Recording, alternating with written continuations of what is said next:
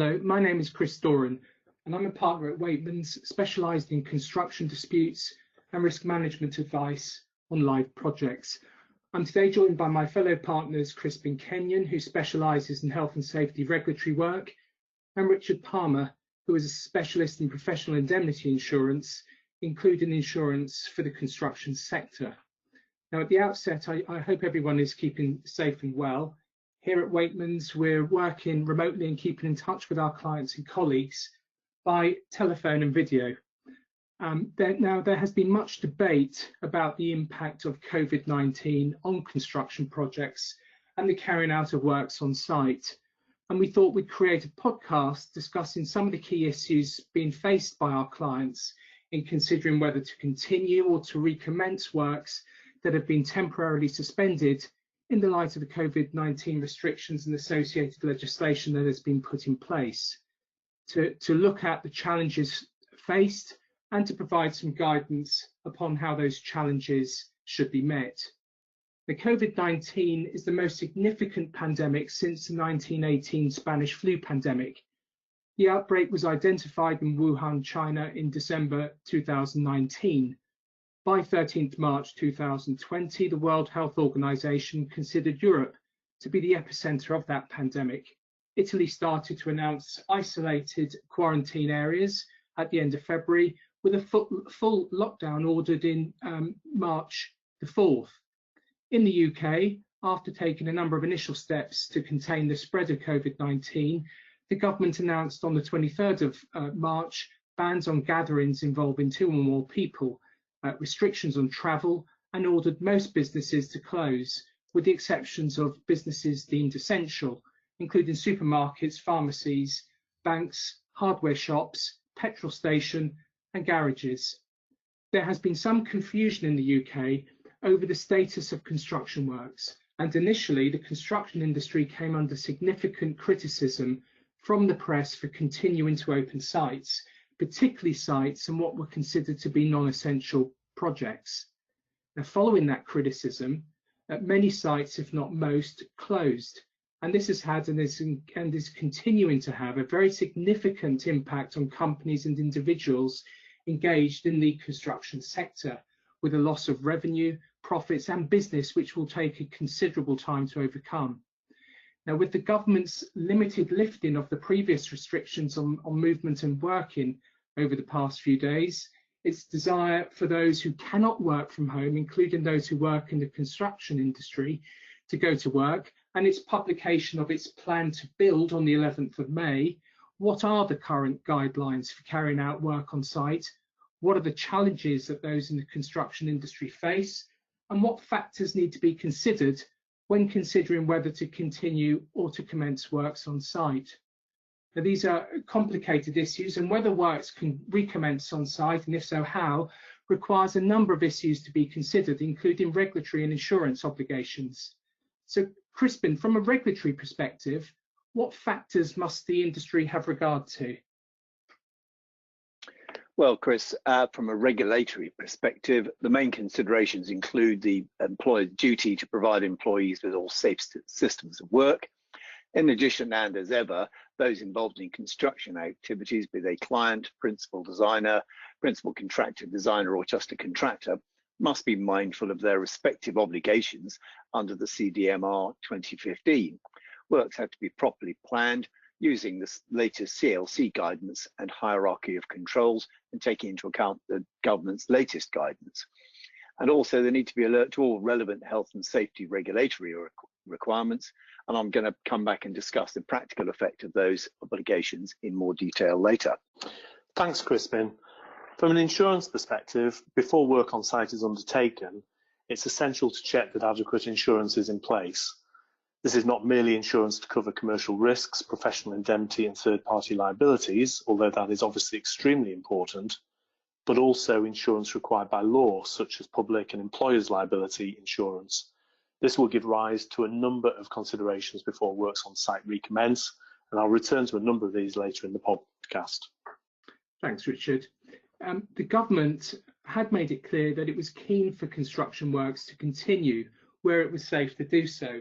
And on the 31st of March 2020, it said that the Construction Leadership Council would be publishing guidance in the form of site operating procedures on how to operate safely in carrying out construction activities.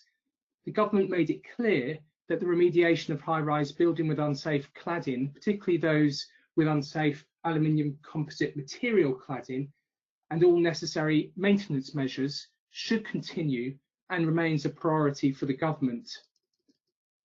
On the 16th of April 2020, Robert Jenrick, the Secretary of State for Housing, Communities and Local Authorities, together with mayors and local leaders, have pledged to continue with vital building safety improvements during the pandemic, so as to ensure that the safety of those living in high-rise residential building with unsafe cladding or insufficient fire safety measures are kept safe. They have stressed that this work must be prioritised. Now, this follows the announcement in the budget of a £1 billion fund for removing unsafe, that's non-ACM cladding in high-rise residential buildings, on top of the £600 million pledged for the removal of ACM cladding. Thanks, Chris. I think it's worth looking at what is out there to help the construction industry. The TUC has already expressed concerns about the safety of workers on return to work and refers to huge gaps in the draft guidance from the government. And we can expect those criticisms to continue in view of the latest guidance. And rather like vultures on a tree, we already know that personal injury lawyers are putting out material to use as a basis for claims.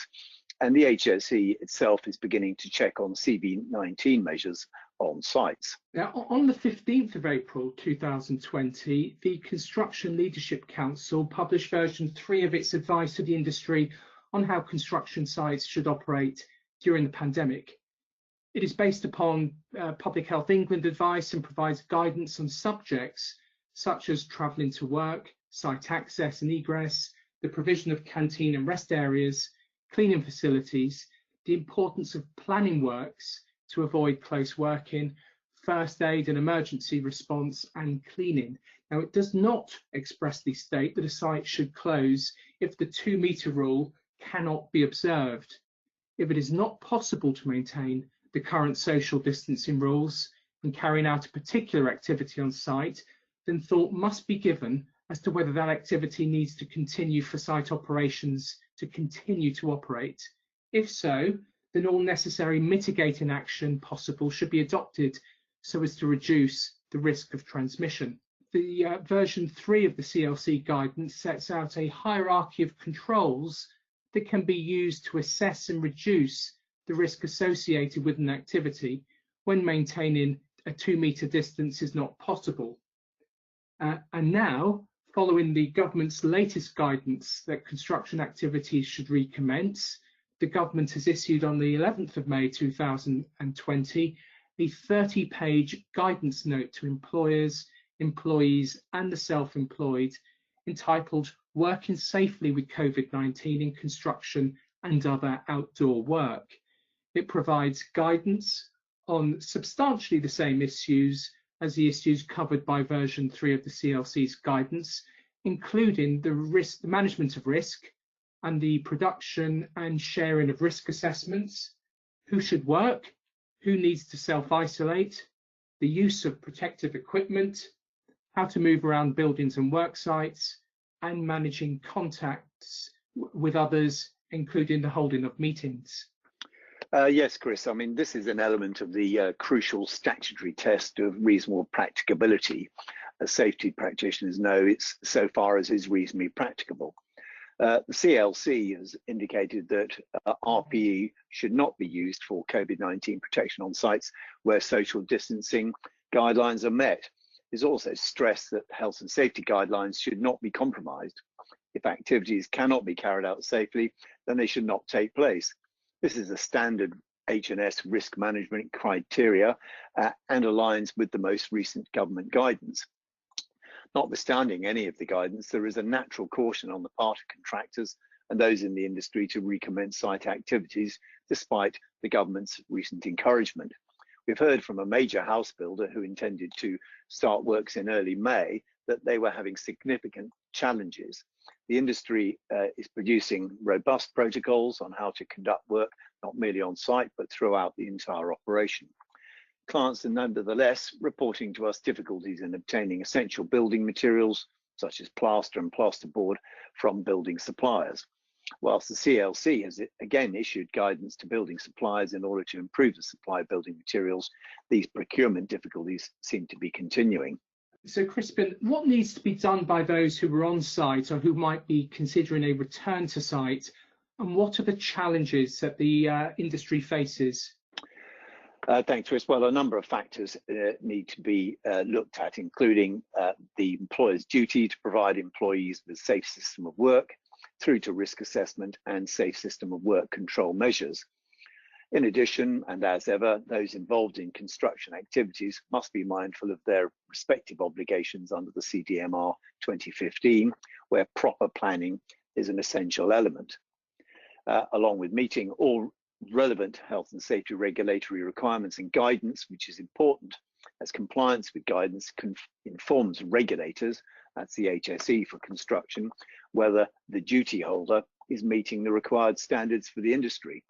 The law requires the defendant to show on a balance of probability basis that they have taken all reasonably practicable steps to ensure the safety of both employees and non-employees. Of course, most of these obligations rest with the corporate entity. Directors of these companies can face prosecution for offences which are committed by the company with the consent or connivance of a director.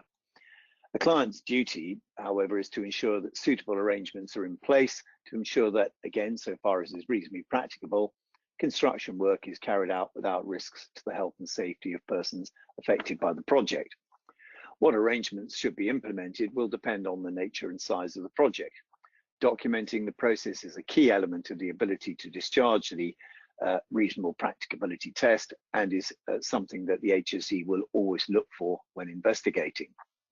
Once on site, it's the obligation of the principal contractor to plan, manage, monitor and coordinate health and safety during the construction phase.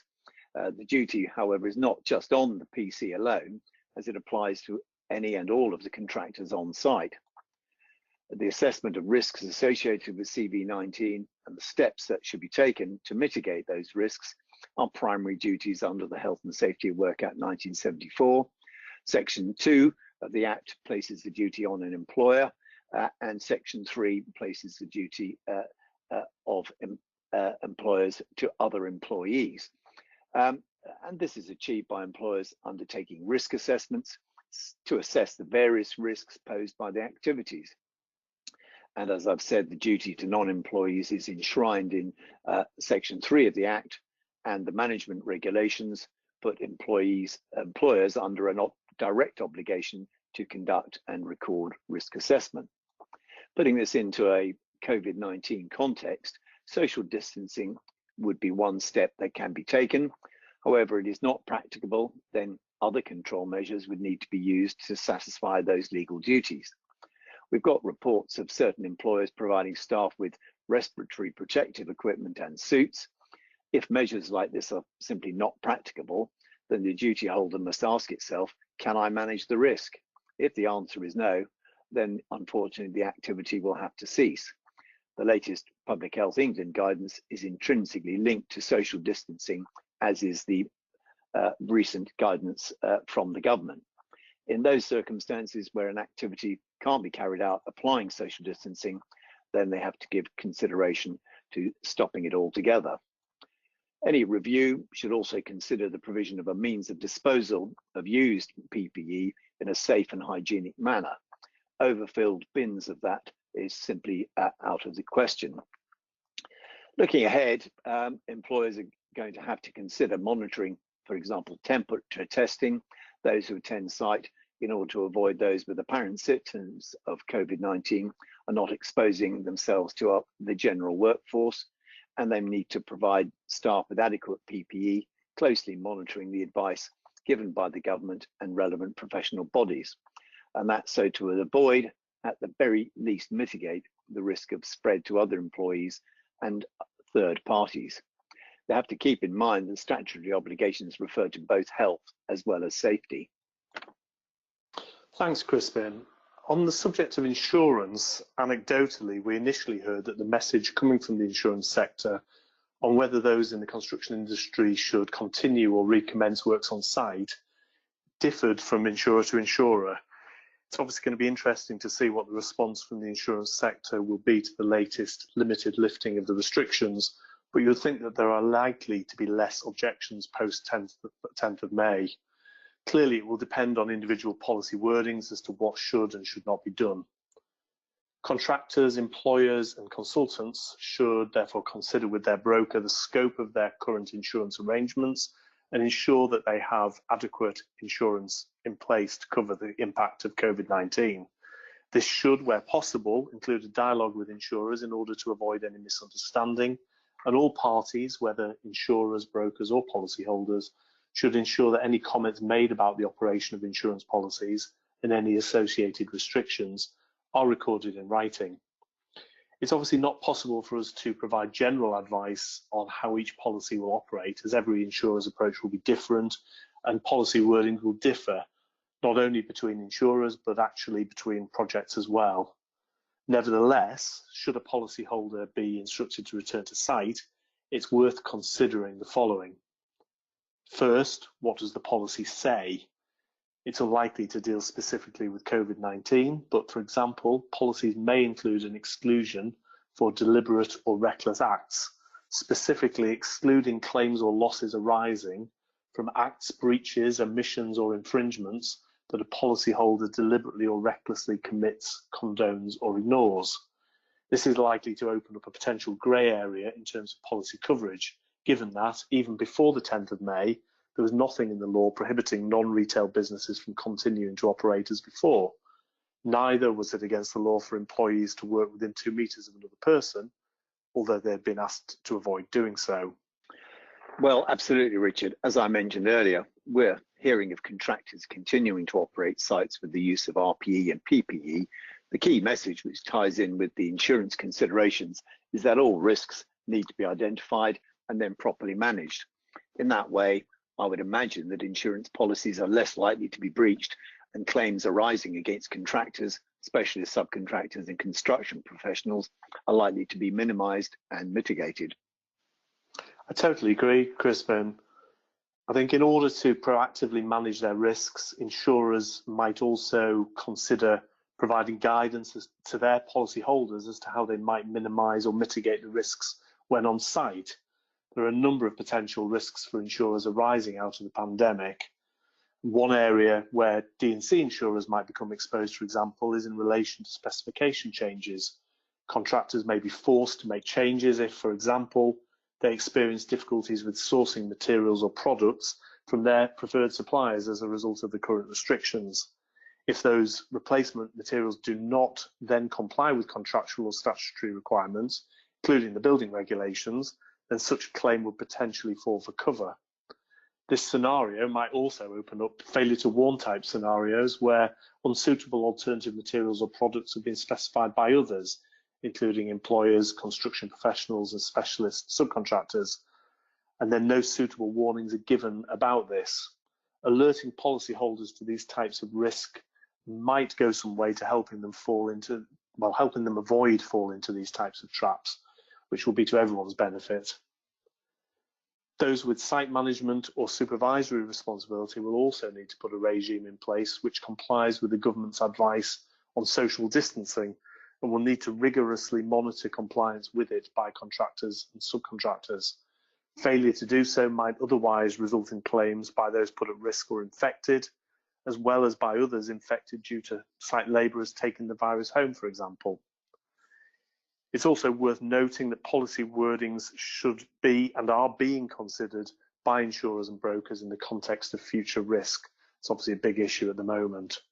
But these are just some examples, and if this is a particular area of interest or concern, I'd suggest that you have listened to another podcast that I recently recorded with my colleague Ed Lewis. We discussed the potential for what we termed silent cover for coronavirus-linked risks arising out of design and construct policies, and a number of other examples were given by us as to how that could arise. Thank you, Richard. Presumably, there may also be circumstances where it will be in insurers' interests for works to continue.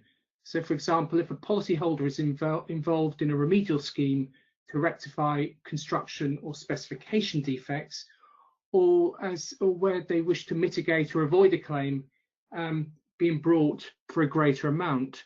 Now, like you, Richard, I'm currently dealing with a number of cladding-related issues for insurers where we are seeing different approaches from property owners regarding cladding remedial schemes. Some are adopting a wait-and-see approach in the light of the COVID-19 restrictions and practical difficulties, but others are looking to press on with remedial schemes. Absolutely, Chris. I think there's also a question mark as to whether an insurer can or would want to intervene in preventing a contractor from carrying out what is deemed to be essential works anyway, for example, on cladding-related matters. As before, if such works are to be carried out, they should only be done after assessing and managing the relevant risks. As always, and as Crispin said, good risk management is key, and if properly observed and practiced, will generally stand one in good stead from an insurance point of view. Crispin and Richard, thank you both, and we all hope this podcast has helped provoke your thinking in this area and to demonstrate not merely the issues that need to be considered, but provide some guidance as to how solutions might be achieved. If you would like to set up a call with any of us to discuss the issues raised in this podcast further and to explore what works best for you and your business, then please do so. We'd be delighted to help.